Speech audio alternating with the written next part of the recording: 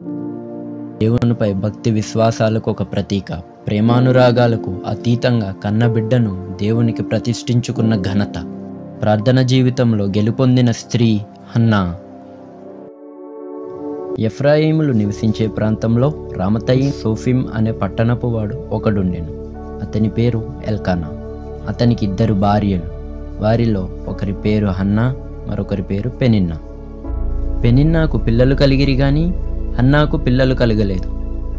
వీరు ప్రతి సంవత్సరం షిలోహునకు వెళ్ళి యెహోవాకు బలులు అర్పించేవారు. షిలోహులో హొప్ని, ఫినెహాసులు అని ఏలీ కుమారులు యాజకులుగా ఉండేవారు. హన్నాకు పిల్లలు లేనందున పెనిన్నా హన్నాకు కోపం పుట్టిస్తూ బాధపరుస్తూ ఉండేది. ఆమె భర్త అయిన ఎల్కానా ఆమెను ఓదార్చేవాడు. అప్పుడు హన్నా యెహోవా సన్నిధిని ప్రార్థన చేయుచు బహుగా ఏడ్చుచు, సైన్యములకు అధిపతియగు యెహోవా, నీ సేవకురాలునైన నాకు కలిగియున్న శ్రమను చూచి నీ సేవకురాలునైన నన్ను మరొక జ్ఞాపకము చేసుకొని నీ సేవకురాలునైన నాకు మగపిల్లవానిని దయచేసిన ఎడల వాని తల మీదకు క్షౌరపు కత్తి ఎన్నటికీ రానియక వాడు బ్రతుకు దినములన్నిటను యెహోవావగు నీకు అప్పగింతునని మొక్కుబడి చేసుకొనుచున్నాను అని ప్రార్థన చేశాను. ఆమె మనస్సులోని ప్రార్థన చేసుకొనెను గనుక ఆమె స్వరము వినబడనందున ఏలీ ఆమెను చూచి మత్తురాలనుకుని ఆమెను గద్దిస్తాడు.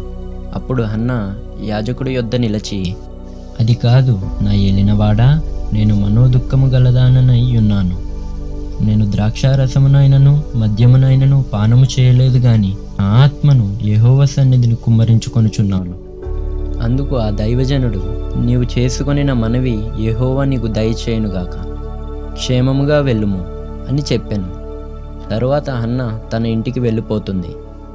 ఆ రోజు నుండి హన్నా దుఃఖముగా నుండుట మానేస్తుంది. యెహోవా ఆమెను జ్ఞాపకం చేసుకొనెను గనుక ఆమె గర్భము ధరించి దినములు నిండిన తరువాత ఒక కుమారుని కని వానికి సమూయేలు అని పేరు పెట్టెను.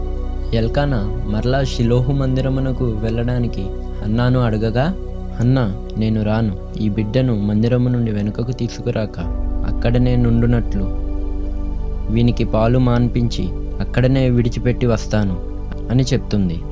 బాలుడైన సమూయేలు పాలు విడవగానే యెహోవాకు అర్పణ సిద్ధపరుచుకొని షిలోహునకు వెళ్ళి యెహోవాకు బలి అర్పించిన తర్వాత ఏలీ దగ్గరకు వచ్చి, నా ఏలినవాడా, యెహోవా మందిరంలో ఒక బిడ్డను దయచేయమని అడిగిన స్త్రీని నేనే.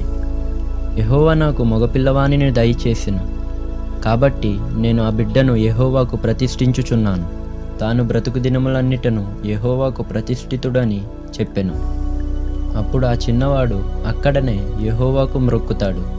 ఇలా తన కుమారుడిని దేవుని మందిరంలో విడిచిపెట్టి వెళ్ళిన హన్నా ప్రతి సంవత్సరం ఒక అంగీని తెచ్చి తన కుమారునికి ఇచ్చేది.